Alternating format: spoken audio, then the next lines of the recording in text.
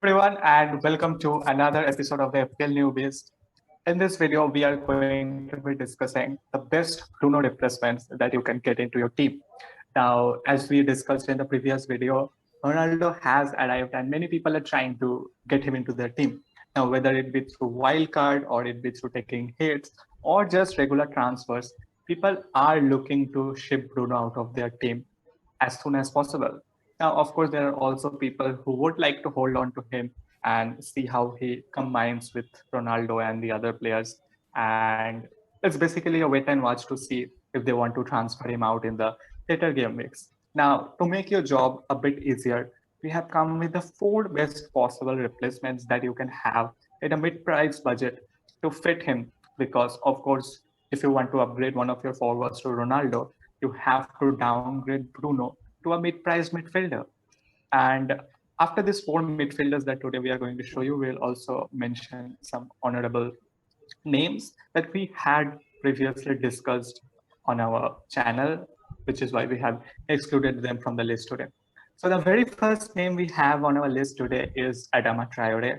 Now, we have seen in the past three matches that Wolves have played, Traore missed a lot of chances, especially in the first match against Leicester. He missed a one-on-one. His stats have been insane. I mean, if you look at his stats, it would seem like he has scored a lot of points, but that's an anomaly. He has just managed 6 points. I mean, compared to him, Gray from Everton has very poor stats. I mean, but still he has overperformed his XG and his XA, while Traore has underperformed it. But that's the thing that Traore has now the fixtures on his side too. Of course, Leicester and United were tough opponents, and the new manager has been playing quite an attractive attacking football. So with Watford, Brentford, Southampton, and Newcastle on the way, for a player who has 1.50 xG against teams like Leicester and United, uh, he can be he can be a good option. I mean, yes, his finishing has been bad. He hasn't performed, but it is worth the punt in my opinion.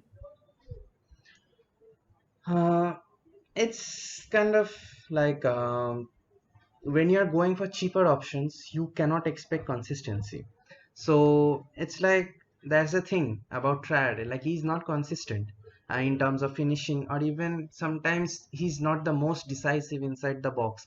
I mean, though he makes those darting runs with the balls, he's physically strong, but like that, the decision making, the finishing hasn't been up to the mark. But at his price range, the stats, the underline, his underlying stats makes him a very attractive asset if you want to bring Ronaldo in your squad.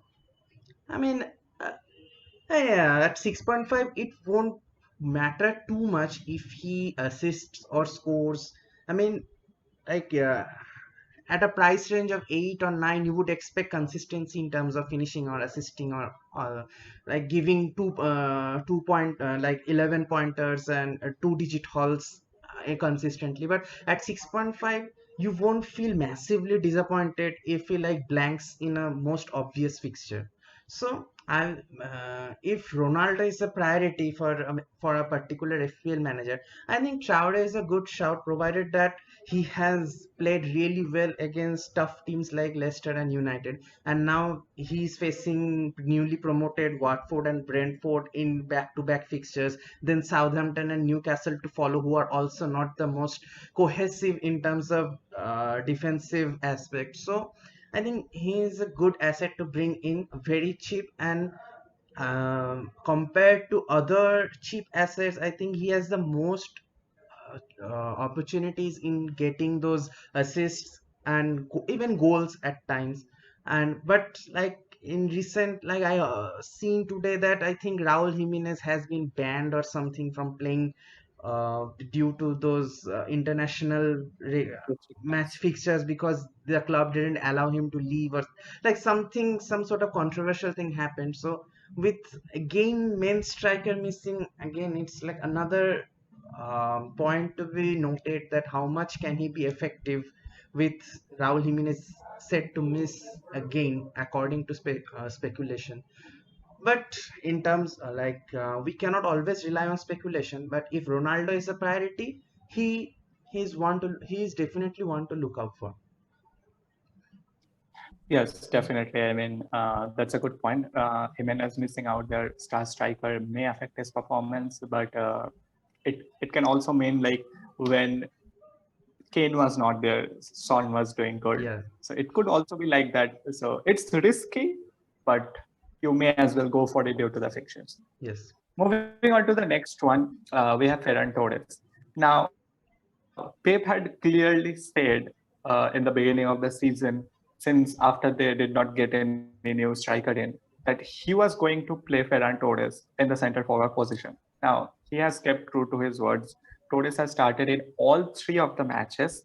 He was really unlucky not to score any points against the Norwich team. Of course, against Spurs, they lost. But against Arsenal, he showed that how good he is a player and he can really thrive in that center forward role. I mean, all his points he just scored completely in a single game.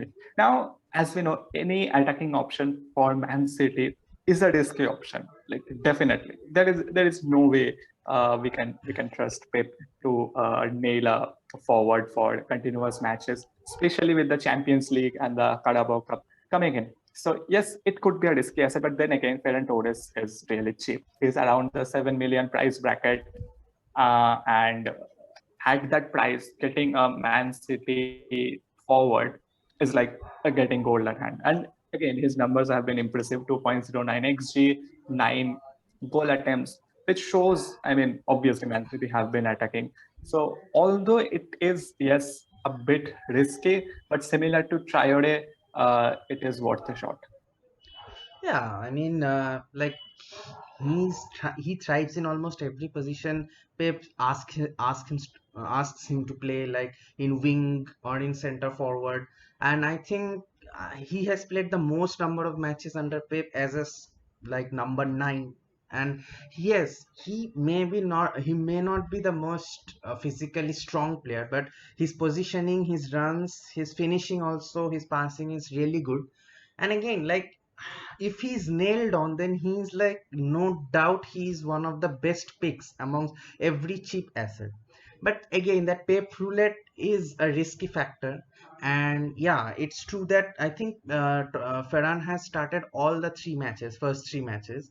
So I think, like, there's that consideration that he may be nailed on for the Premier League, and when it comes to Champions League or Carabao Cup, you may think that Pep might play Foden as a false nine or an inverted forward, or even Gabriel Jesus as a false nine, or Gabriel Jesus is playing as a right winger now, and Mahrez is getting continuously benched. So there's that factor too. And I mean, if again, it's like, if Ronaldo is the priority, there's that factor. I mean, we are talking about Ronaldo as a priority. So if Ronaldo is the biggest priority for an FPL manager, then I think Ferran, for me, if personally, from my opinion, I'm staying away. No matter how much points City attackers gives, I'm kind of, for the time being, staying away from City attackers.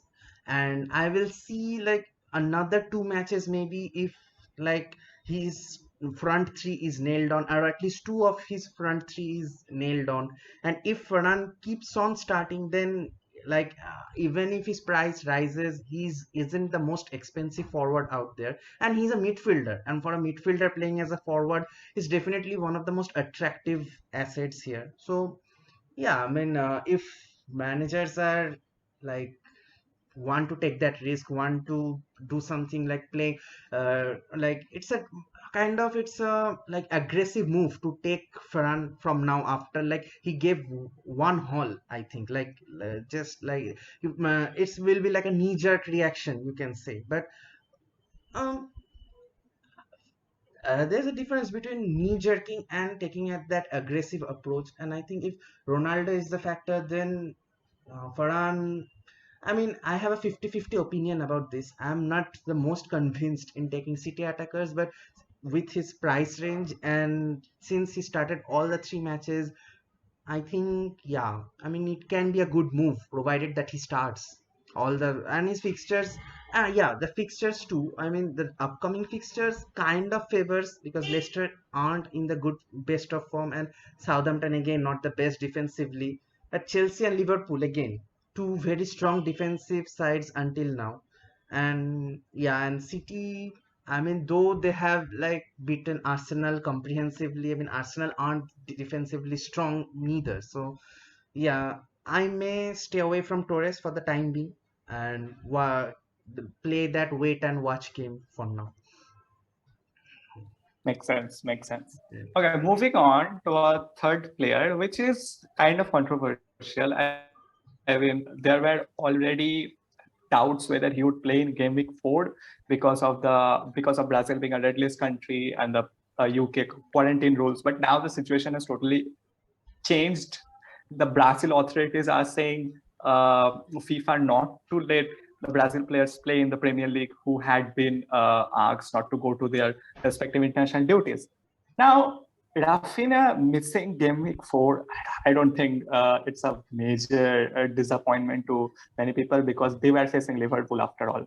I mean, the chances of him scoring in that match were pretty low considering Liverpool have been solid in defense with Van Dijk back, with Matip back, with both the fullbacks playing well and everything. They have looked solid in defense. I mean, yes, Leeds were going to play at home, but I doubt they would have been able to score any goals. But Rafinha, from after the Newcastle fixture, Leeds have a great run of fixtures, starting from Newcastle, West Ham United, and Watford. I mean, West Ham United have been leaking goals. Europa League campaign will start for them. Newcastle haven't looked solid. Even Watford too, and Leeds play attacking. So after the Liverpool fixture, Rafinha is definitely one to consider. I mean, if people want to bring a player, I mean, I think they can bring Rafinha if they have a good bench, and they can just bench him for one game week. It's not a major concern because, as I said, I mean, his he was already a solid option from the first game week, and now with a good fixture done, he just becomes even better.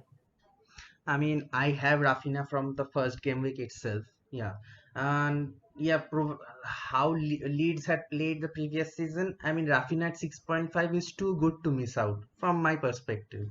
So yeah, he like Leeds all over hasn't been the most prolific so far, and they haven't reached that standard that they showed last season. But yeah, it's only 3 matches in and lot to play throughout the season. So I expect Leeds to again come back to their original self after this international break. And yeah, Rafinha, yeah, that Liverpool fixture shouldn't be the biggest concern because like after Liverpool, they have very favorable fixtures like Newcastle, West Ham, and Watford. Neither of the three teams has been very strong defensively. So if Leeds come back to their original self, their original form that they showed last season, then and Rafinha is a more composed finisher than Traore, who is like at the same price range as Rafinha.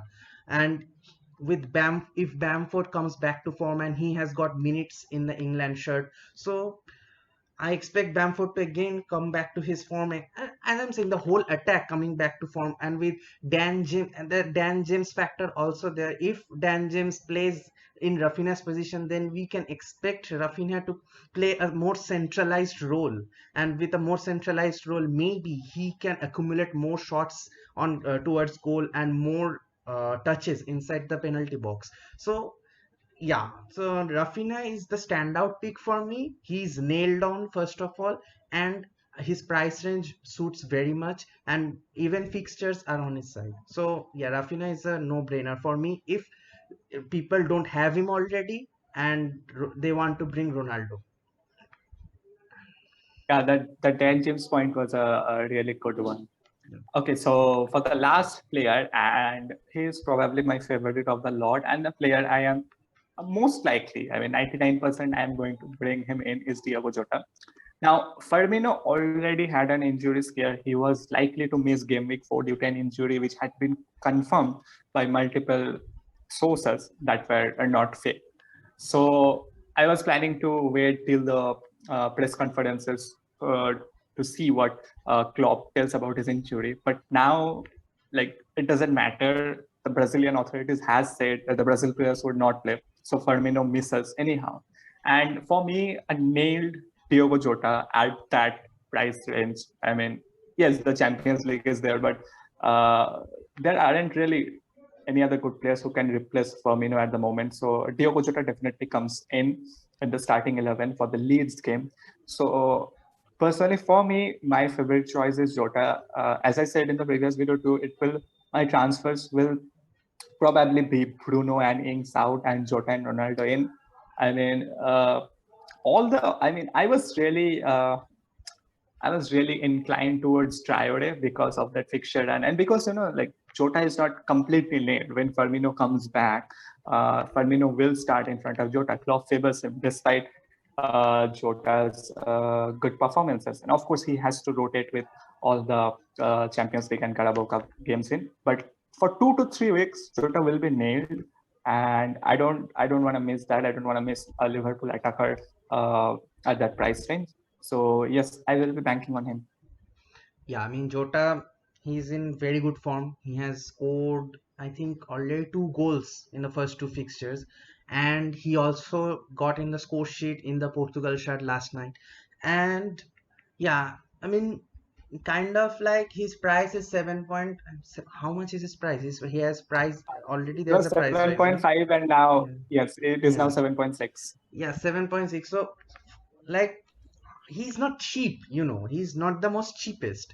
I mean, those who have funds already in their bank, I think bringing in Jota and replacing a striker with Ronaldo won't be a huge factor. But for someone who has finished, well, like they have no funds left and they want to bring in Jota, and kind of, if like let's assume that someone has Antonio and Ivan Toni as their strike partner. So you don't want to remove Antonio given his form right now. And if he doesn't have fund, then there I think won't be enough fund to bring in Jota for Bruno and remove Tony for Ronaldo.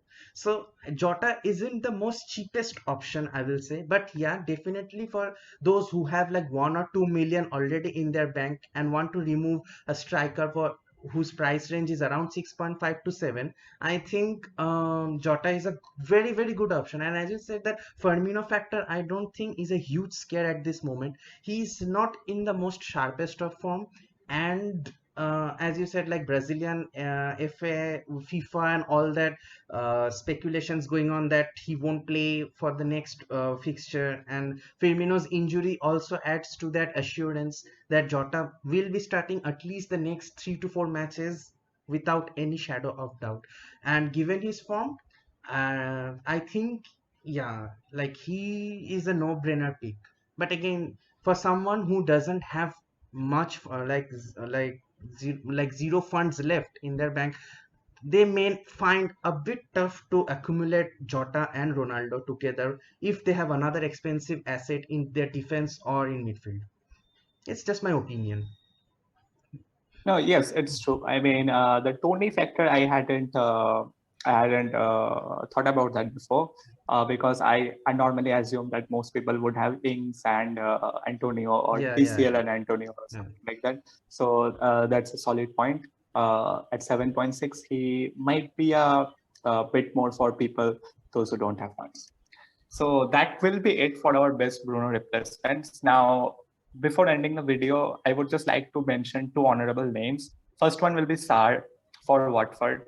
Watford defensively have leaked, but then again, he's a cheap option. He's most likely on penalties, and he has already got some points compared to Traore. And the other will be Trincao, who is also Wolves winger, similar to Traore. And he also, similar to Traore, has those underlying stats, but is here to score those points. So those will be our honorable mentions. And yeah, so that's it for today. And we'll see you guys next week with the Game Week 4 review. Thank you for watching. Thank you, guys.